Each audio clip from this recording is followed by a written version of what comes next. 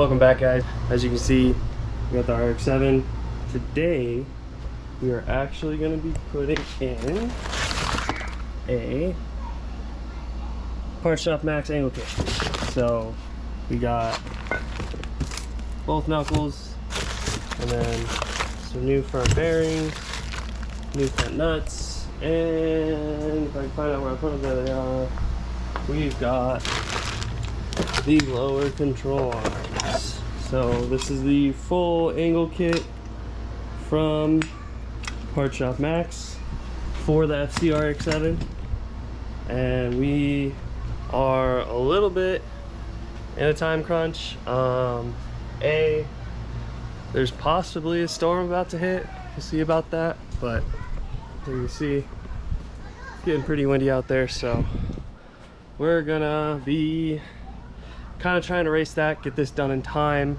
And then it is Wednesday and there is a track event Saturday that I kind of want to shake the car down at. So I've already got it lined up either tomorrow or Friday to do an alignment on it. We just got to throw the angle kit on, throw the new bearings on, get everything set, make sure everything's good. I'm going to do a quick string alignment just to make it drivable to get it to where I'm going to do the alignment, and then it should be good. So as long as that all kind of pans out, we should be good. I also need to throw the passenger seat back in this thing.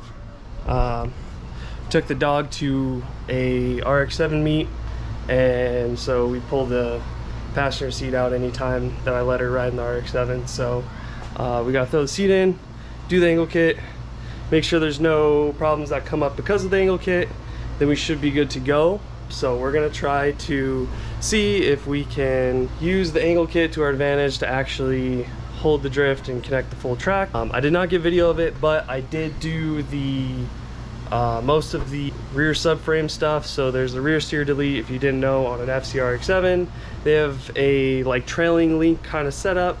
In that trailing link there's a big like oversized bushing essentially that is kind of a load-based rear steer. So as the car goes into a corner, it'll start to add some rear steer. The problem is in drifting, when you're making braking traction, changing traction amounts, it makes it really inconsistent.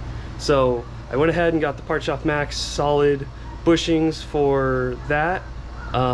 Basically the whole rear end of the car is solid now. There's no more rear steer, as well as I just threw in some more solid stuff just to make the rear end really locked in, really dialed, and make it as consistent as possible. Though we're gonna go ahead and get into this. I'm gonna start by getting the car lifted up, wheels off, and then we'll start tearing into it, tear all the old stuff out, and then we'll be able to put all the new stuff in, get it halfway basic aligned so it's not terrible on the road, so I can drive it to get an alignment, and then should be good.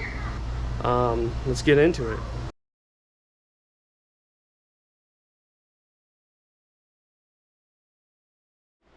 All right, we got the wheels off. So basically what we're gonna have to do is pull the wheel spacer off, pull all the brake stuff off, brake caliper, and then pull the bolts for the coilover, our lower ball joint, and then lastly is gonna be the control arm. Basically get all that out, disconnect the sway bar.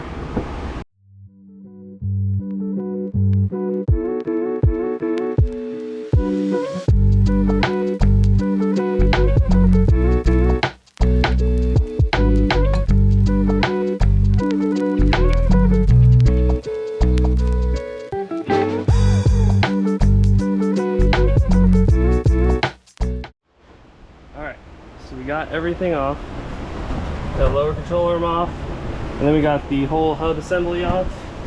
So I'm gonna go pull the other side real quick, and then we'll meet at the bench where we will be able to actually start swapping all the new stuff on to get this back on. So now basically all I'm gonna do is pull the whole assembly for the wheel hub and bearings and stuff off of the stock spindle. The Parts Shop Max kit replaces the knuckle and the spindle. So everything's going to get pulled off, and then I got new front wheel bearings that will go back on. As you can see here, just pulling all of the nuts and washers and bearings out. And then next we'll be getting the seals off and then cleaning everything very thoroughly, getting all the old grease out. And then I will move on to getting everything on the new Part Shop Max knuckle. So basically it's pull it off, put it on. Mazda has a little bit of a weird torque sequence involving like weighting the nut.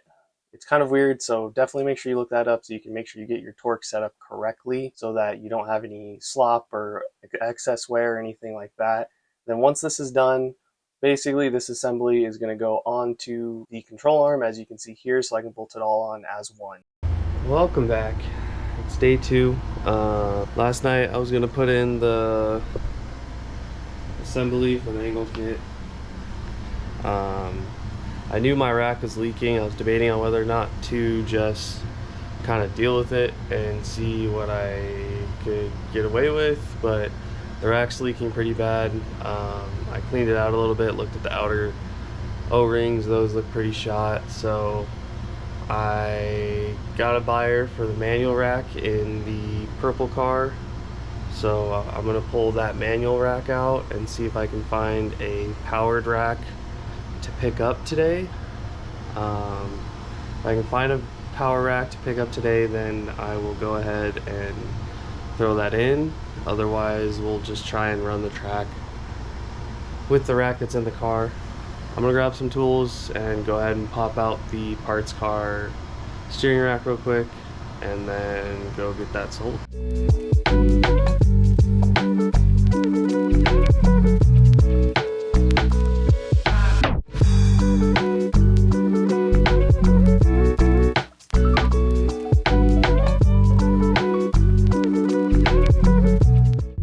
The rack out. It's in the back of the truck and we are gonna head over to get it dropped off, get that sold, and then try and keep an eye out for a power rack, and we'll see what happens. So yeah, here we go. Alright, so I was not able to find a rack. I did get that other one sold. I dropped it off. With that being said, I'm probably just gonna wait till after the event and then send this one out to get rebuilt. So all I'm doing here is just adding in the tie rod spacers that are included in the full angle kit from Part Shop Max. It's just a little spacer on the inside, some cars are on the outside.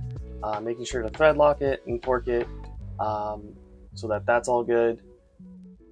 In this next shot here, they are completely done and installed. You can see the boots are on, and now I am putting the actual angle kit on the car, putting the control arm in, and then I'll be getting the knuckle on. Again, making sure to thread lock everything so nothing falls off, especially if you got a bunch of hard bushings and stuff or solid bushings. Adds a lot more vibration. Bolts are more common to come loose.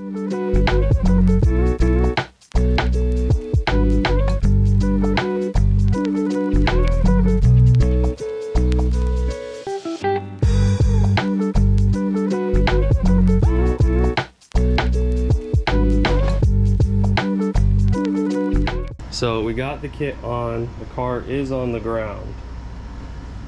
It's got definitely a little bit more tire poke, and it's got a little bit of camber now, added a little bit more. So we did get the car on the ground yesterday. I'd adjust the suspension. The front wheel was literally hitting the fender just at static, so I raised it up enough so it would clear. I might do more there, I'm not totally sure yet, but there's a ton of clearance issues on the front here where the tire tucks in, as well as on the rear. So I am going to do some clearancing today, basically open this up a little bit, kind of try and follow this body line out, as well as on the front. We are going to cut it basically there, as well as probably clearance a little bit here. So got a good amount of work to do. Tomorrow is the drift event that we can take it out to and kind of shake it down and see how it feels.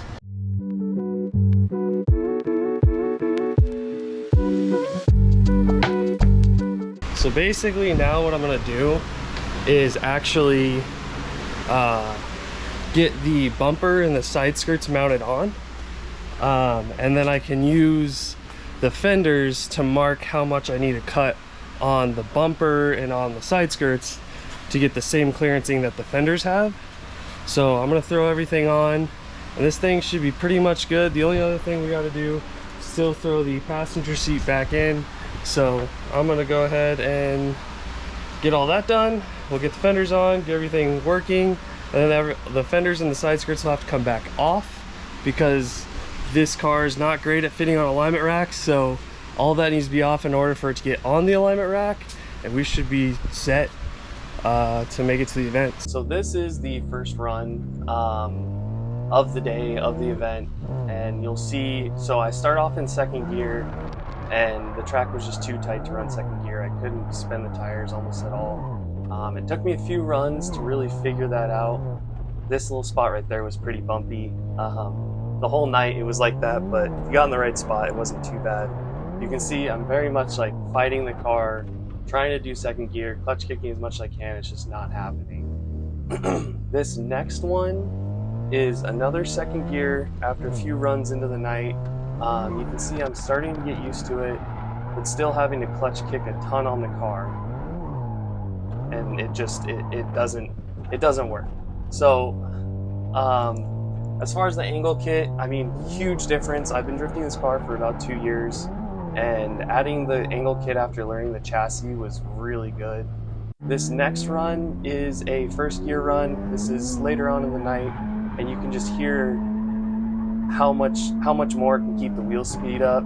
The issue I started running into is, as you can hear right here, is I'm just out of gear. First gear was just too short for this track, but second gear was way too long, so I've ended up just running first gear the whole time. This was one of my better runs of the night. Maybe not.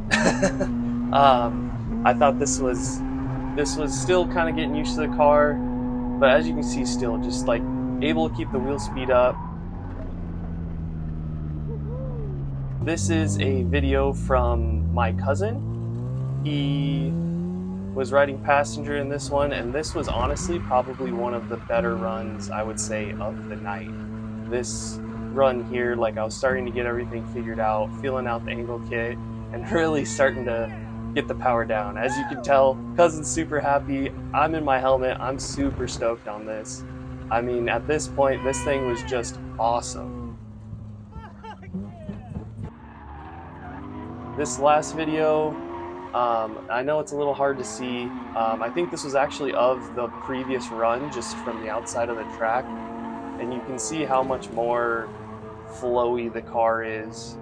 In second gear, it was just all over the place. And here, it's just first gear is the way to go with low power. So it's the day after the event. By now, you've seen the footage that we were able to get of the car on track. Unfortunately, the day of the event was really hot.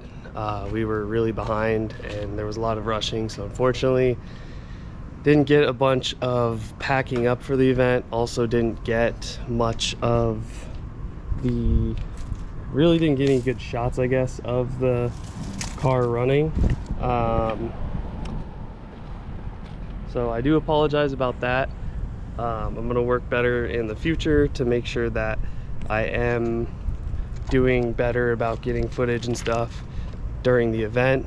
But the car did decent. The